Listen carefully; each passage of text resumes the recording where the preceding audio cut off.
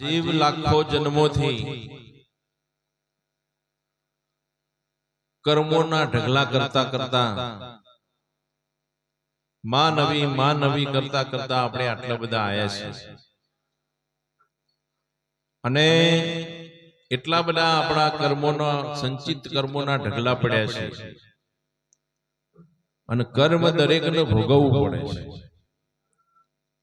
પણ જો આ કર્મોમાંથી છુટકારો મેળવી અને મોક્ષ ગતિને પામવી હોય તો કોઈ સદગુરુનું શરણું સ્વીકારવું પડે. ગુરુ ગુરુ સબ કોઈ કહે ગુરુ પદ હે નિર્વાણ,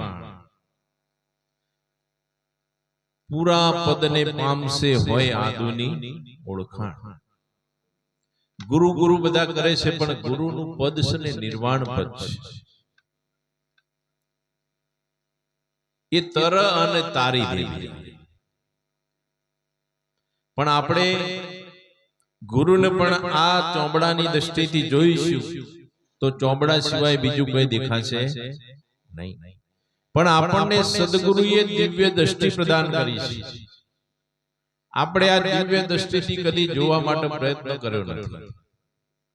જો દિવ્ય દ્રષ્ટિથી જોઈએ તો સદગુરુ મહારાજ જેને ગુરુ કરાય છે એને ખબર પડશે કે બધાના ત્રિવેણી મધ્યે પોતાના સ્વરૂપનું ભાન કરાયું છે કે આપણું સ્વરૂપ શું છે, હું કોણ છું.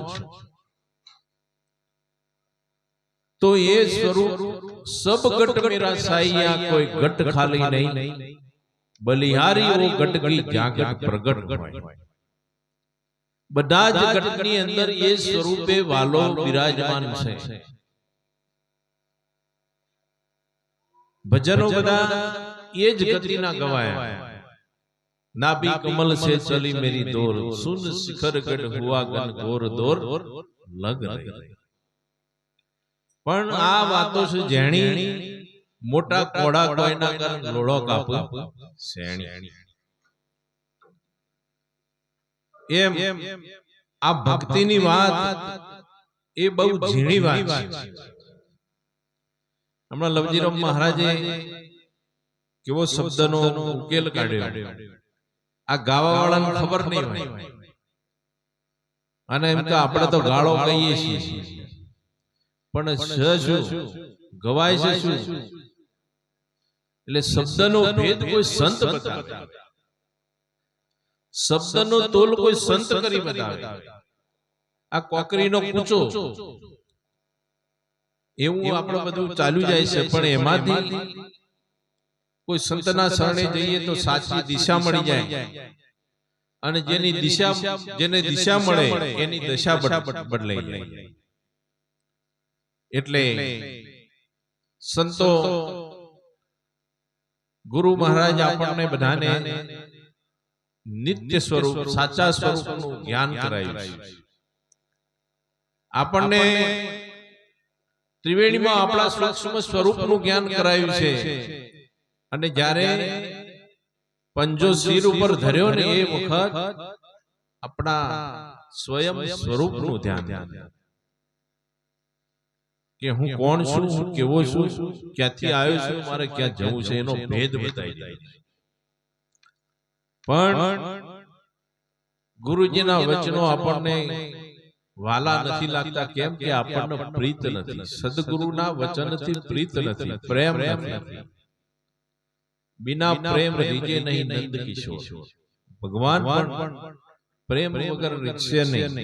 આપણને પ્રીત બંધાણીએ છે પરમાત્મા સદગુરુના સાથે અને સદગુરુના વચનો આપણને પ્યારા લાગતા છે તો જ આપણે સુરતા એ શબ્દનું પકડશે, બાકી પકડાય નહીં.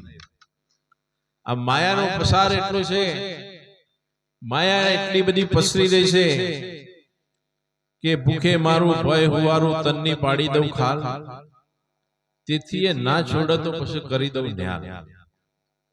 આપણને ચારે બાજુથી ટીપી નાખશે છતાં પણ જો એને એમાંથી નહીં ડગે. મેરું તો ડગે પણ જેના મનડા ડગે નહીં, ભલે ને ભાગી પડે બ્રહ્માંડ. ભલે ને ગમે તેવું થઈ જાય પણ જેનું મન ના ડગે સોઈ હરિજન પ્રમાણ, એ જ હરિજન નું પ્રમાણ છે. ભક્ત એને કીધો છે, બીજું કોઈ પ્રમાણ નથી. નહીતર ભક્તિ લીધી હોય એને થોડો સમય થાય, વળી કોઈક આગુ પાછું થાય એટલે કે હારું ભક્તિ કોઈ અમન ધારી નહીં. અને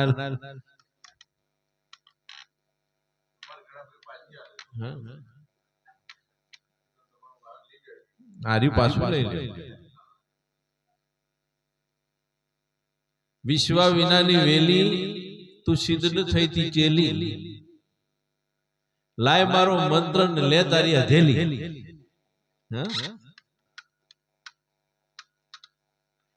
આ તો વિશ્વાસથી ભક્તિ થાય. અને સદગુરુ જે વચન ઉપર વિશ્વાસ જેને માંડ્યો તો સદગુરુએ ઠોસ વાત કરી છે કે છેલ્લી ઘડીએ ગુરુ મહારાજ લેવા આવશે, આવશે રે આવશે, પણ કેવા સ્વરૂપે આવશે એને જાણવા માટે અત્યારે મહેનત કરવી પડશે. છેલ્લી ઘડી આવશે, આપણને આપણો સમય આવી જશે એટલે ગુરુ મહારાજ આવશે, હામાં આવશે. પણ ગુરુ મહારાજના રૂપને નહીં જાણતા હોઈએ, પણ એક રૂપ નક્કી કરી, એક સ્વરૂપ આપણે ધારણ કરવાનું છે. ગમે ત્યારે એક જ સ્વરૂપ ધારણ કરવાનું, એક જ રૂપ છે મારા ગુરુજીના સ્વરૂપ. અને એક રૂપ જો નક્કી છે તો છેલ્લી ઘડીએ એ રૂપિયા આવશે, આવશે ને આવશે. જેની છેલ્લી ઘડીએ આશા તે વાસા ને સુરતા તે મુકામ થશે. નહીતર પાછા ભવસાગરમાં ભટકવાનું આપણું થશે. આજકાલ કાલ કરતા વાણા વહી જશે. દિવસો આપણા રહી રહ્યા છે, કાયા જર્જરિત થતી જાય છે. આપણને માયા લાગે મીઠડી, મીઠડો તારો વેણ, એ છે કાળી નાગણી કામણ ગારો નેણ. કામણ ગારો નેણ ખલક ને ખૂબ નચાવે, આ માયા તો ભલ ભલોને ભૂલાવે. ભલ ભલાને ભૂલાઈ નહીં.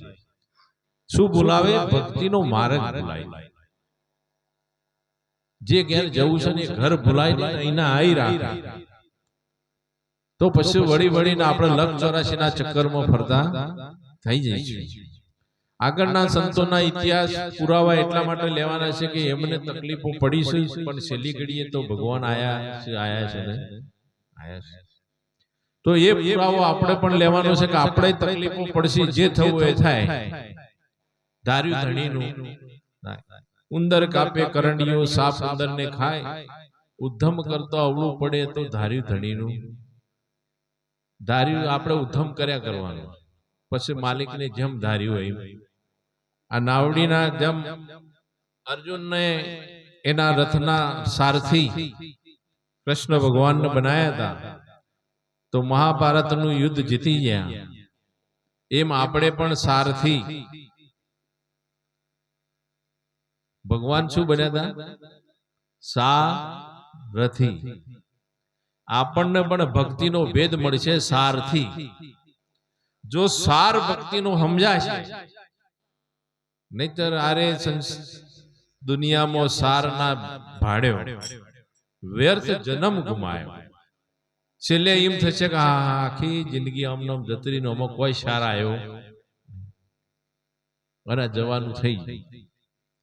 એટલે એના માટે સતત અભ્યાસ, સતત ભજન, સતત સદગુરુનું સ્મરણ, હરતો ફરતો હોય, બેસતો ઉઠતો હોય, પણ જેટલું લેવાય એટલું લેવાનું. જે ભાવેથી હા મુખે ભજ્યો, અંતરમાં ભજ્યો, ધ્યાનમાં રાખજો, પણ સદગુરુની મૂર્તિને સતત આપણા ધ્યાનમાં રાખવી પડશે. તો જ આપણું કલ્યાણ થશે. નહીતર આ જન્મ આવ્યો છે ને આ જન્મમાં આટલા બધા આપણે તકલીફો આપણા કર્મોને લઈને મળતી હોય અને આટલી બધી તકલીફો પડતી હોય છતાં પણ જો બીજો જન્મ આવશે તો એમાંય આની આ જ હોય છે ને. એના કરતા જો આટલું પૂરું થઈ જાય અને હવે ફરી વારંવાર માં નવી ના કરવી પડે ને માનવ બની જવાય તો એના જેવું એ કઈ નહીં. એટલે આપણા ગુરુ મહારાજે જે ભજનો બનાયા છે, સત્સંગ આપણને આપ્યો છે, એ બહુ ઊંચી કક્ષાનો આત્મા છે. અત્યારે હાલની જગ્યાએ બધા આપણે ઘણી જગ્યાએ ભજનોમાં જઈએ બધું, પણ જ્યાં બધા ભાવ ગીતો ચાલતા હોય, પણ આપણને એવી ભૂમિકા ઉપર લઈ જઈને ગુરુ મહારાજે બેસાડેલા છે ને, બીજું કશું ન કરે ને એટલે બેસીને ખાલી એના ગુરુ મહારાજ નો વચન રામ રામ રામ રામ કરી જાય ને તોય તરી જાય, પણ એ ભૂમિકા ઉપર રહેવું પડશે. એટલે ગુરુ મહારાજે ભજનમાં કીધું કે જોઈ અગમની બારી, સંતોભાઈ ખેલ અગમનો ભારી. આ બારી મેં જોઈ, એનો ખેલ છે ને બહુ ભારે છે. એવી બારી સદગુરુ, અગમની બારી આપણે જોઈ નથી, જેની ગમ નથી, એક નિગમની ગમ કરાઈ. મને સદગુરુ મળ્યા પુરા, અગમ નિગમની ગમલા. એ બારીમાં મારા સદગુરુ બેઠા, નિહાળ્યા સુરતા નારી. હવે એ બારીમાં સદગુરુ બેઠા છે, પણ નિહાળવા વાળી કોણ છે? સુરતાથી દેખાય એવું છે, અને આપણે ઓખોથી જોઈ જાય છે. અને જોવા વાળું કોણ છે? સુરતા જોઈ. નિહાળ્યા સુરતા નારી, સંતોભાઈ ખેલ અગમનો ભારી. આ કાયામાં 900 નદીઓ, કઈક મીઠી ને કઈક ખારી. મીઠી મીઠી તો બધા પીવું, પણ ખારીમાં અમૃત હેરી ગયો. ખારી નદી છે, એમાં અમૃત છે. આ કાયાના 9 દરવાજા, 10મા ઉપર છે બારી. આ 10મો દરવાજો ને એની બારી હમણાં કીધું તું, ખડકી પર ખીડકી, એ ખીડકીમાં મારો સાહેબ બિરાજ. એમ ડુંગર ઉપર ડુંગરી, એ ડુંગરી પર ડેરી, એ ડેરીમાં મારો સાહેબ બિરાજે. બધા સંતોએ જે જેની ભાષામાં અલગ અલગ ભાષામાં આપણને એક જ વાત કરી છે કે ત્યાં મારો સાહેબ બિરાજેલો છે. તો આપણને ડુંગરે બતાવ્યો છે, ડુંગરીએ બતાવી, અને એમાં ડેરીએ બતાવી છે કે આ ડેરીમાં જુઓ બેઠો છે.